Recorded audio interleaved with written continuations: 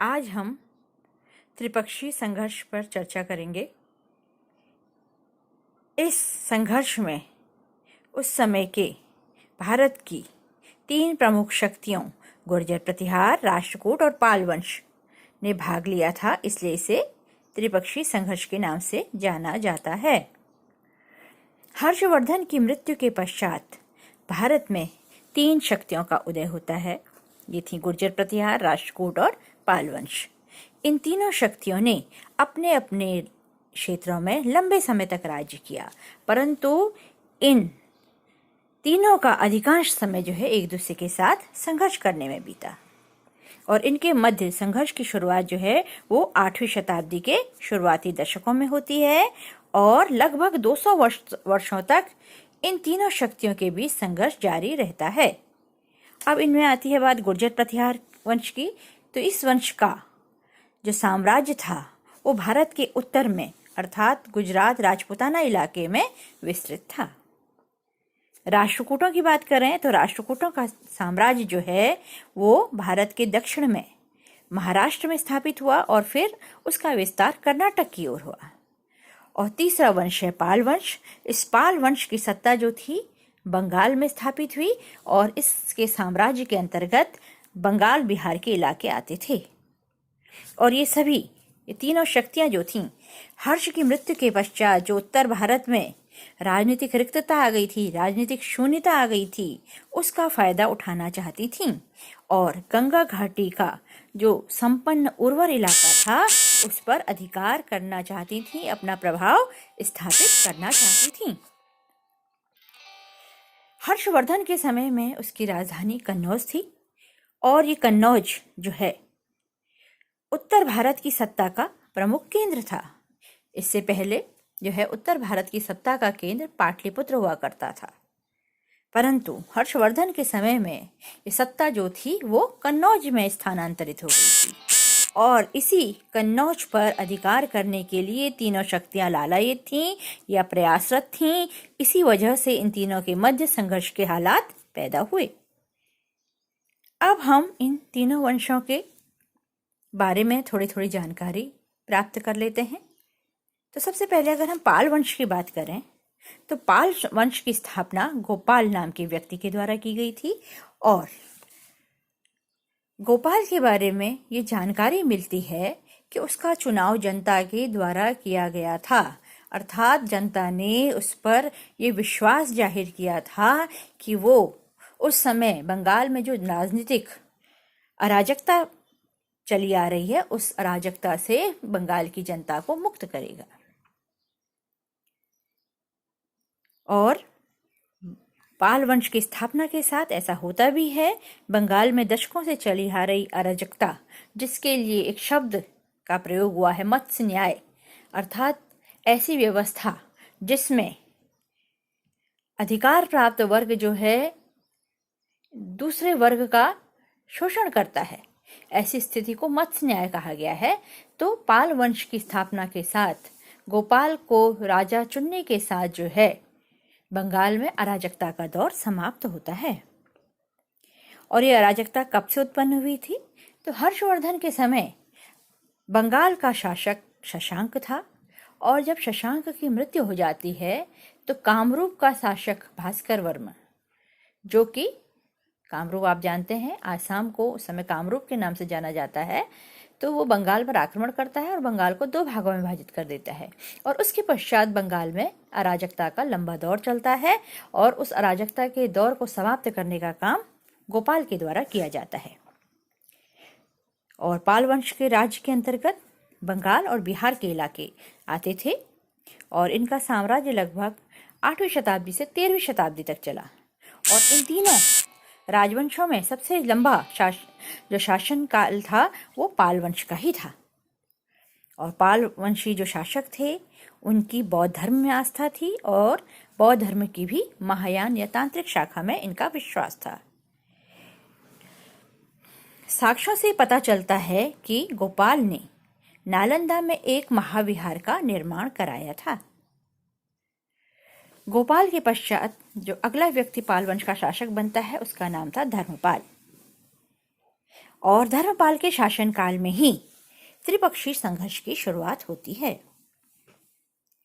धर्मपाल ने भागलपुर में गंगा नदी के किनारे एक विश्वविद्यालय की स्थापना कराई थी, जिसे विक्रमशिला विश्वविद्यालय के नाम से जाना जाता है। इसके अतिरिक्त धर्मपाल द्वारा नालंदा विश्वविद्यालय के जीर्णोद्धार कराए जाने का उल्लेख भी हमें साक्ष्यों से प्राप्त होता है, पालवंशीय अभिलेखों से प्राप्त होता है।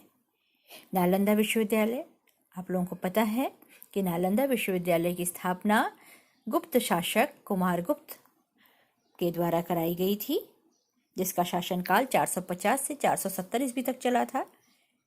तो इस काल तक आते आते नालंदा विश्वविद्यालय जीर्ण शीर्ण हो गया था, तो उसके जीर्णोद्धार का काम भी जो है धर्मपाल द्वारा कराया गया था। पाल वंशी शासक जो है कला के क्षेत्र में अपने योगदान के लिए भी जाने जाते हैं, और जो पाल कला थी वो अपनी विकसित अवस्था में थी, भारतीय कला की विकसित अवस्था को प्रदर्शित करती है और गुप्त वंशी कला से बहुत ज़्यादा समानता रखती है। अर्थात इसमें जो तत्व हैं वो गुप्तकालीन कला से मिलते जुलते हैं या उससे प्रेरित हैं। अब दूसरे वंश की हम बात करते हैं, वो है गुर्जर प्रतिहार वंश।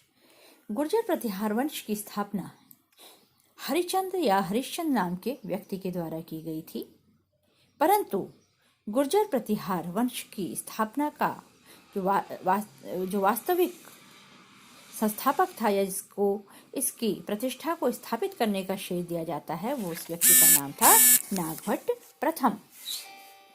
और ये गुर्जर प्रतिहार जो साम्राज्य था या प्रतिहारों का जो साम्राज्य था वो गुजरात राजस्थान क्षेत्र में फैला हुआ था। नागभट्ट प्रथम, जिसे इस वंश का वास्तविक संस्थापक माना जाता है, उसने अरब आक्रमणकारियों को पराजित किया था, ये जानकारी प्राप्त होती है। और इसके साथ ही साथ उसने अरब आक्रमणकारियों को पराजित करके पश्चिमी भारत में एक शक्तिशाली राज्य की स्थापना की। ग्वालियर प्रशस्ति में नागभट्ट प्रथम को मलेच्छों का नाशक भी बताया गया है। अब ये प्रतिहार वंश के उत्पत्ति के संबंध में भी कई मतांतर प्रचलित हैं। कुछ इतिहासकार प्रतिहार शब्द का अर्थ द्वारपाल होता है, इस आधार पर इन्हें लक्ष्मण का वंशज या उन्हें सूर्यवंशी क्षत्रिय मानते हैं। क्योंकि लक्ष्मण ने राम के वनवास के दौरान प्रतिहार के रूप में या द्वारपाल के रूप में काम किया था, इसलिए इनका संबंध लक्ष्मण से जोड़ा जाता है। कुछ इतिहासकार प्रतिहारों के साथ गुर्जर शब्द का प्रयोग होने के कारण इन्हें विदेशी मूल का मानते हैं, और वहीं कुछ इतिहासकारों का यह मानना है कि ये प्रतिहार जो थे भारत के गुर्जर प्रांत के निवासी थे, इसलिए इनके नाम के साथ गुर्जर शब्द जुड़ गया। ह्वेनसांग के यात्रा वृत्तांत के बारे में बात करें तो ह्वेनसांग के यात्रा विवरण में इन्हें क्षत्रिय बताया गया है। तो इन समस्त मत मतांतरों के आधार पर ज्यादातर इतिहासकार इस बात से सहमत हैं कि प्रतिहार जो थे वो क्षत्रिय वंश के थे।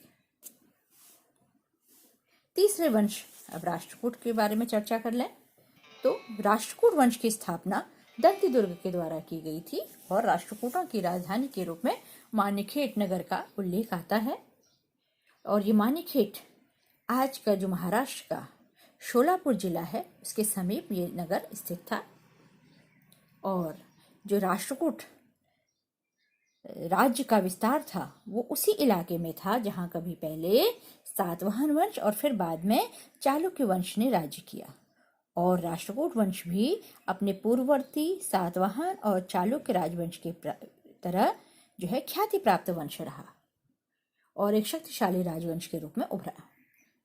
दंती दुर्ग के पश्चात जो अगला व्यक्ति शासक बनता है उसका नाम था कृष्ण प्रथम। और कृष्ण प्रथम के शासनकाल के दौरान राष्ट्रकूट साम्राज्य की सीमाएं जो हैं वो महाराष्ट्र से बाहर फैलकर कर्नाटक के इलाके तक विस्तृत हो जाती हैं। और कृष्ण प्रथम जो था न केवल एक शक्तिशाली राजा था, पराक्रमी राजा था, इसके साथ साथ वो एक विशाल निर्माता भी था। एक महानिर्माता के रूप में भी कृष्ण प्रथम को जाना जाता है।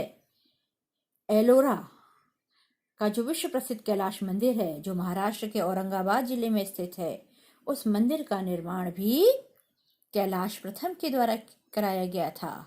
और इस मंदिर की ये विशेषता है कि इस मंदिर का निर्माण, जैसे अमूमन निर्माण कार्य कैसे होते हैं, नीचे से ऊपर की ओर किए जाते हैं, परंतु इस कैलाश मंदिर का निर्माण एक चट्टान को काट कर किया गया है और ऊपर से नीचे की ओर किया गया है। और ये अपनी सुंदरता में अद्वितीय है। भारत में जितने भी स्थापत्य कला के नमूने हैं, इनमें ये अपनी विशिष्टता के लिए जाना जाता है। कृष्ण प्रथम के पश्चात जो है अगला व्यक्ति जो शासक बना, उसका नाम था गोविंद द्वितीय, और उसके पश्चात ध्रुव शासक बना। और ध्रुव ही ऐसा पहला शासक था जिसके समय में ये त्रिपक्षीय संघर्ष शुरू हुआ। और ध्रुव जो राष्ट्रकूट शासक था, वह दोनों शक्तियों प्रतिहारों और पालों को पराजित करने में सफल रहा। अर्थात ध्रुव का जो समकालीन प्रतिहार शासक था, उसका नाम था वत्सराज, और पाल शासक था धर्मपाल। ध्रुव जो है वत्सराज और धर्मपाल दोनों को पराजित करने में सफल रहा। और क्यों सफल रहा? क्योंकि राष्ट्रकूटों ने अपने सैन्य संगठन पर विशेष ध्यान दिया। उनके पास एक विशाल सेना थी और उन्होंने जो है इस विशाल सेना के द्वारा अपने विरोधियों को पराजित करने में सफलता हासिल की। और राष्ट्रकूट जो है केवल सैनिक अभियानों के लिए ही नहीं जाने जाते हैं, बल्कि एक उच्च कोटि की प्रशासनिक व्यवस्था को स्थापित करने के लिए भी जाने जाते हैं। लगातार युद्धों में संलग्न रहने के बावजूद भी राष्ट्रकूट शासकों ने प्रशासन पर अपने नियंत्रण को ढीला नहीं होने दिया, अर्थात प्रशासन पर अपनी पकड़ को बनाए रखा। अब इन तीनों वंशों के पारस्परिक संघर्षों के कारण जो है, या विभिन्न जो इन वंशों में अलग अलग शासक हुए, इनके समय में ये संघर्ष की परंपरा जो थी वो चलती रही। अब इस संघर्ष को हम जो है कई चरणों में जो है इसको बांटते हैं। उस आधार पर हम जो है देखते हैं कि किस चरण में कौन सी शक्ति की सत्ता कायम हुई, सर्वोच्चता स्थापित हुई। अब पहले चरण की बात करें तो पहले चरण में वत्सराज, ध्रुव और धर्मपाल के बीच में युद्ध हुआ। वत्सराज जो है वो धर्मपाल को पराजित कर देता है युद्ध में। धर्मपाल पर अचानक आक्रमण करता है, धर्मपाल संभल नहीं पाता है और वत्सराज के हाथों पराजित हो जाता है।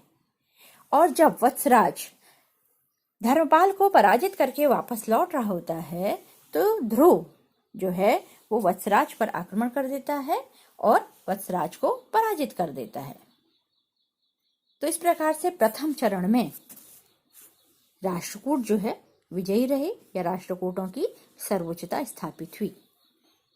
इस विजय के बारे में ध्रुव द्वारा जो है इन दोनों शक्तियों को पराजित करने के बारे में हमें गोविंद तृतीय के दिंदोरी, वाणी और राधनपुर अभिलेखों से जानकारी प्राप्त होती है। और इन तीनों ने के बीच संघर्ष क्यों हुआ? क्योंकि ये कन्नौज पर अधिकार करना चाहते थे और उस समय कन्नौज में आयुधवंशी शासकों का साम्राज्य था और वहां पर दो भाई इंद्रायुध और चक्रायुध के मध्य सत्ता को प्राप्त करने के लिए संघर्ष चल रहा था। तो इस संघर्ष में ये लोग भी शामिल हो जाते हैं। अलग अलग व्यक्ति को जो है ये सहयोग प्रदान करना चाहते थे और उसके द्वारा जो है अपने द्वारा जो समर्थित व्यक्ति को ये कन्नौज का शासक बनाकर अपना प्रभाव कन्नौज में स्थापित करना चाहते थे। तो दो लोग तो जो है दो व्यक्तियों का समर्थन कर रहे थे और तीसरी शक्ति जो है इन दोनों शक्तियों का वर्चस्व कन्नौज पर स्थापित न हो जाए, इसलिए इस अभियान में कूदती है। तो अब मैंने बताया कि किस प्रकार से प्रथम चरण में जो है ध्रुव द्वारा वत्सराज को पराजित करने के कारण, जिसने धर्मपाल को पराजित किया था, राष्ट्रकूटों की सर्वोच्चता स्थापित होती है। क्या होता है, ध्रुव ने उत्तर भारत का अभियान किया ही था, वत्सराज को पराजित किया ही था कि उसी बीच उसे ये जानकारी मिलती है कि उसके राज्य में उसके प्रिय पुत्र गोविंद तृतीय व एक अन्य पुत्र स्तंभ के मध्य सत्ता का संघर्ष चल रहा है। अर्थात दोनों अपने को उत्तराधिकारी के रूप में दावेदारी प्रस्तुत कर रहे हैं अपनी। तो इस वजह से ध्रुव को वापस अपने राज्य लौटना पड़ता है और इस उत्तराधिकार के संघर्ष में अंततोगत्वा जो है गोविंद तृतीय सफल होता है और ध्रुव की मृत्यु के पश्चात जो है सत्ता प्राप्त करता है। परंतु चूंकि उसे ये सत्ता जो है संघर्षों से मिलती है, इसलिए वो कुछ समय तक जो है राष्ट्रकूट राज्य के आंतरिक मामलों में ही उलझा रह जाता है और इस कारण उत्तर भारत की राजनीति की ओर ध्यान नहीं देता है। और यही टाइम पीरियड जो है दूसरे चरण के नाम से जाना जाता है, जिस समय राष्ट्रकूट शासक गोविंद तृतीय जो है अपने राज्य के आंतरिक मामलों में ही उलझा है और उत्तर भारत या कन्नौज की ओर ध्यान देने की स्थिति में नहीं है। अब क्या था कि ध्रुव ने यद्यपि वत्सराज को पराजित किया था, उसकी शक्ति को थोड़ा क्षीण तो किया था, परंतु उसे अचानक वापस लौटना पड़ा और वो वत्सराज की शक्ति को पूरी तरह से समाप्त नहीं कर पाया था। अब क्या था, थोड़ी जरूर उसकी शक्ति कमजोर हुई थी, तो इस अवसर का लाभ जो है धर्मपाल उठाना चाहता है और वो क्या करता है, कन्नौज के मामले में इंटरफेयर करता है। अब द्वितीय चरण में चूंकि राष्ट्रकूट इसमें नहीं है, वो अपने आंतरिक मामलों में ही उलझे हैं, इसलिए द्वितीय चरण में गुर्जर प्रतिहारों और पालों के बीच में ही जो है संघर्ष चल रहा है। अब क्या था कि इंद्रायुध और चक्रायुध दोनों जो है वो कन्नौज की सत्ता हासिल करना चाहते हैं और इसमें प्रतिहार और पाल जो है वो उनका इंटरफेरेंस है, क्योंकि ये दोनों शक्तियां उत्तर भारत की हैं, राष्ट्रकूट दक्षिण भारत की शक्ति थे। अब पालवंशी अभिलेखों से जानकारी मिलती है कि इस द्वितीय चरण में धर्मपाल ने चक्रायुध का राज्यारोहण किया था और ये साक्ष्य ही ये बता रहे हैं, स्रोत ही ये बता रहे हैं कि इंद्रायुध को प्रतिहार शासक का समर्थन प्राप्त था। परंतु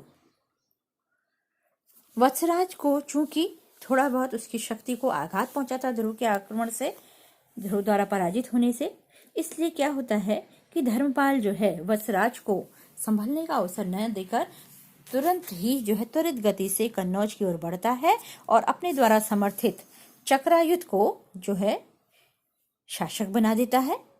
और इस प्रकार से चक्रायुध को कन्नौज का शासक बनाने के साथ ही वो अपने प्रभाव को कन्नौज में स्थापित करने में सफल हो जाता है।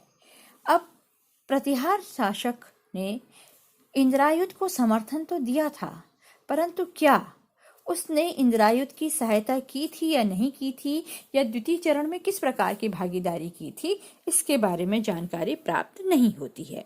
परंतु ये हम बात अवश्य कह सकते हैं कि चक्रायुध को कन्नौज का शासक बनाने के साथ इस द्वितीय चरण में पाल वंश के शासक धर्मपाल ने अपनी सर्वोच्चता को स्थापित किया उत्तर भारत में। तो इस प्रकार से द्वितीय चरण की समाप्ति जो है पाल वंश के शासक धर्मपाल द्वारा चक्रायुध को कन्नौज का शासक बनाकर पाल वंश की सर्वोच्चता को स्थापित करने के साथ जो है द्वितीय चरण समाप्त हो जाता है। अब हम बात करते हैं तृतीय चरण में इन तीनों शक्तियों के बीच संघर्ष की। इसी बीच जो है कुछ परिवर्तन आते हैं और वत्सराज के बाद नागभट्ट द्वितीय जो है वो सत्ता हासिल कर लेता है, या अपने पिता की मृत्यु के बाद वो शासक बन जाता है और कन्नौज के का शासक जो है धर्मपाल ही है अभी। और धर्मपाल ने क्योंकि चक्रायुध को कन्नौज का शासक बना दिया है, तो ये नागभट्ट द्वितीय को अपने लिए एक चुनौतीपूर्ण घटना लगती है, वो इसे चुनौती मानता है पाल वंश की ओर से। अब जोधपुर अभिलेख से जानकारी मिलती है कि नागभट्ट द्वितीय ने गौड़ राजा या पाल शासक, क्योंकि गौड़ शासक जो है पाल वंशी शासकों के लिए ही उल्लेख किया जाता था, उनके लिए प्रयुक्त होता था ये शब्द, क्योंकि गौड़ इलाका जो है वो पाल वंश के साम्राज्य के अंतर्गत था। तो जोधपुर अभिलेख से पता चलता है कि नागभट्ट द्वितीय ने गौड़ राजा पाल शासक धर्मपाल को जो है पराजित किया था और चक्रायुध को हटाकर वो अपने कठपुतली या अपने द्वारा समर्थित व्यक्ति इंद्रायुध को शासक बनाने में सफल हुआ था। तो इस प्रकार से जो है चक्रायुध को सत्ता से हटाकर इंद्रायुध को शासक बनाने के साथ जो है नागभट्ट द्वितीय जो है कन्नौज पर प्रतिहार वंश की सर्वोच्चता स्थापित करता है, प्रतिहार वंश का प्रभाव स्थापित करता है। अब क्या होता है, जैसे प्रथम चरण में ध्रुव द्वारा विजय प्राप्त करने के बाद अचानक ध्रुव को अपने राज्य वापस लौटना पड़ता है, तो ऐसी स्थिति इस समय भी होती है। इस वत्सराज जो है क्या होता है, पहले जैसे ध्रुव जो है वो प्रतिहार शासक वत्सराज को पर आक्रमण करके उसे पराजित करता है, वैसे ही अचानक गोविंद तृतीय जो है इस संघर्ष में फिर से शामिल हो जाता है तृतीय चरण में। द्वितीय चरण में तो नहीं थे राष्ट्रकूट शामिल, पर तृतीय चरण में गोविंद तृतीय का आगमन होता है इस संघर्ष में और वो नागभट्ट द्वितीय को पराजित कर देता है। परंतु फिर वही ध्रुव के समय की जो स्थिति थी उसी की पुनरावृत्ति होती है और गोविंद तृतीय को ये जानकारी मिलती है कि उसके साम्राज्य में अमोघ वर्ष के उत्तराधिकार के मामले में जो है संघर्ष की शुरुआत हो गई है। तो इस वजह से क्या हुआ, गोविंद तृतीय को अपने राज्य वापस लौटना पड़ता है, वैसे ही जैसे उसके पिता ध्रुव को लौटना पड़ा था प्रतिहारों को पराजित करके। तो वही स्थितियां फिर से रिपीट होती हैं, उन्हीं घटनाओं की पुनरावृत्ति होती है और जो गोविंद तृतीय है वो अपने साम्राज्य में वापस लौट आता है।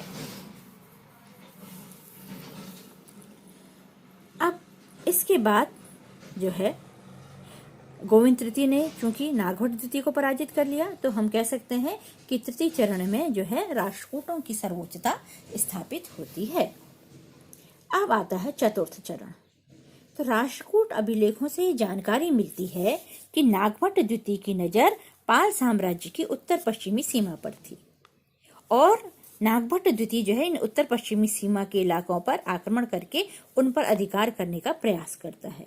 तो इसलिए गोविंद तृतीय को जो है फिर उत्तर पश्चिमी इलाकों पर अपना नियंत्रण वापस स्थापित करने के लिए नागभट्ट द्वितीय का सामना करने आना पड़ता है। तो राष्ट्रकूट अभिलेख ये बताते हैं कि गोविंद तृतीय ने गुर्जर प्रदेश को जीता। तो ये माना जाता है कि अपने साम्राज्य की सुरक्षा के लिए जब गोविंद तृतीय ने नागभट्ट के साथ युद्ध किया तो उसने कुछ इलाकों को प्रतिहार साम्राज्य से छीन लिया और अब अमोघवर्ष जो है गोविंद तृतीय को जो है अमोघवर्ष के राज्यारोहण के विरुद्ध षड्यंत्रों के कारण वापस लौटना पड़ता है और वहां लौटने के कुछ समय पश्चात ही उसकी मृत्यु हो जाती है और अमोघवर्ष जो है अगला शासक बनता है। अब बात करते हैं पंचम चरण की। पंचम चरण में जो है नागभट्ट जो है प्रतिहार शासक है और अमोघवर्ष शासक है और शुरुआती समय में धर्मपाल शासक रहा और फिर वहां पर भी जो है सत्ता परिवर्तन होता है और धर्मपाल की मृत्यु के बाद देवपाल जो है शासक बन जाता है। और इसके पश्चात कुछ समय तक जो है स्थितियां इसी तरह से चलती हैं और फिर नागभट्ट द्वितीय की भी मृत्यु हो जाती है और उसके पश्चात रामभद्र एक कमजोर शासक होता है। और यहाँ पर अमोघवर्ष जो गोविंद तृतीय की मृत्यु के पश्चात शासक बना वो भी एक अल्पवयस्क शासक होता है या कम उम्र का शासक होता है और धर्मपाल की मृत्यु के बाद देवपाल जो है वो 815 ईस्वी में शासक बन जाता है। अब अमोघवर्ष जब राष्ट्रकूट साम्राज्य की सत्ता जो है स्थापित करता है या सत्ता प्राप्त करता है उस समय वो कम उम्र का था। यद्यपि इसके बावजूद उसने दक्षिण भारत में चालुक्यों की शक्ति जो उसके लिए चुनौती बन गई थी उसको पराजित किया था, परंतु फिर भी वो अभी अल्पवयस्क था और दक्षिण भारत के हालात भी जो थे वो सही नहीं थे, इसलिए वो काफी समय तक दक्षिण भारत की राजनीति में ही संलग्न रहा और उसने उत्तर भारत की ओर ध्यान नहीं दिया। इसके अतिरिक्त अमोघ वर्ष में वैराग्य और आध्यात्मिक भावना भी भरी हुई थी, इसलिए भी वो युद्धों की तुलना में जो है शांति को ज्यादा महत्व देता था। अब जो है पाल वंशी शासक देवपाल है और रामभद्र जो है आमने सामने है। तो पाल वंश के अभिलेख ये बताते हैं कि इस पंचम चरण में देवपाल ने पाल वंश के साम्राज्य का विस्तार किया था और गुर्जरों के अभिमान को चूर किया था। तो यहाँ पर इतिहासकार जो है रामभद्र से इस गुर्जर की पहचान करते हैं जिसके अभिमान को चूर करने में देवपाल को सफलता मिली थी। देवपाल ने 40 वर्ष करीब शासन किया और इसके शासनकाल में पाल वंश की कीर्ति जो थी अपने चरम सीमा पर थी। इसका समकालीन रामभद्र जो है प्रतिहार वंशी शासक अत्यंत कमजोर है, वहीं अमोघ वर्ष जो है अल्पवयस्क है और इस समय दक्षिण भारत की राजनीति में ही उथल पुथल मची थी, इसलिए वो दक्षिण भारत में ही जो है अपने प्रभाव को स्थापित करने में लगा हुआ था। तो इसलिए अमोघ वर्ष से चुनौती जो है वो देवपाल को नहीं मिलती है। इसलिए ये पांचवें चरण का जो संघर्ष है वो व्यापक रूप नहीं ले पाता है और इसमें क्योंकि अमोघ वर्ष ने इसमें भागीदारी ही नहीं की थी और रामभद्र जो है कमजोर शासक था, इसलिए इस पंचम चरण में पाल वंश या देवपाल की सर्वोच्चता स्थापित होती है। अब हम बात करते हैं छठे चरण की। इस छठे चरण के अंत में ही प्रतिहारों की विजय के साथ जो है ये संघर्ष समाप्त हुआ था। तो अमोघ वर्ष के जो अभिलेख हैं, शुरुआत में तो वो अपने साम्राज्य को मजबूती प्रदान करने में लगा रहा दक्षिण भारत में। अमोघ वर्ष के अभिलेखों से हमें पता चलता है कि राष्ट्रकूटों का बंग पर प्रभाव स्थापित हुआ था। तो ये माना जाता है कि देवपाल की मृत्यु के पश्चात जब विग्रहपाल जैसा कमजोर व्यक्ति शासक हुआ या जिसका बहुत कम समय तक शासन चला, उस दौरान जो है या फिर नारायणपाल शासक बना, वो एक कमजोर शासक साबित हुआ। तो ऐसे समय में जब पाल वंश की सत्ता जो थी कमजोर हाथों में थी, तो अमोघ वर्ष को जो है वो बंगाल पर प्रभाव स्थापित करने में आसानी रही होगी। और ये भी माना जाता है कि इस दौरान इन दोनों वंशों में राष्ट्रकूट और पाल वंश के बीच में वैवाहिक संबंध भी स्थापित हुए। अब प्रतिहार वंश की सत्ता परिवर्तित होती है और रामभद्र के शासनकाल के बाद यह मिहिरभोज शासक बन चुका है 836 ईस्वी में। और ये संभावना व्यक्त की जाती है इतिहासकारों के द्वारा कि मिहिरभोज ने जब शुरुआत में साम्राज्य स्थापित किया या साम्राज्य की बागडोर अपने हाथों में ली और इन शक्तियों से उलझने की कोशिश की, तो शुरुआती दौर में क्योंकि जब वो शासक बना उस समय तक पाल वंश का शासक देवपाल ही था, तो देवपाल के हाथों वो पराजित हुआ और शुरुआती दौर में उसने अमोघ वर्ष को भी चुनौती देने का काम किया, पर यहाँ पर भी उसे सफलता हासिल नहीं हुई। तो ये थी शुरुआती दौर की बात। अब मिहिरभोज की हम बात कर रहे हैं, तो मिहिरभोज जो है शुरुआती दौर में भले ही उसे असफलता मिली हो, परंतु धीरे धीरे मिहिरभोज ने जो है अपनी श्रेष्ठता कायम की, अपनी शक्ति का विस्तार किया। क्योंकि रामभद्र एक कमजोर शासक था तो उसे उत्तराधिकार में एक कमजोर राज्य मिला था, परंतु अपनी शक्ति के बल पर उसने प्रतिहारों की शक्ति को बुलंदियों तक पहुंचाने का काम किया।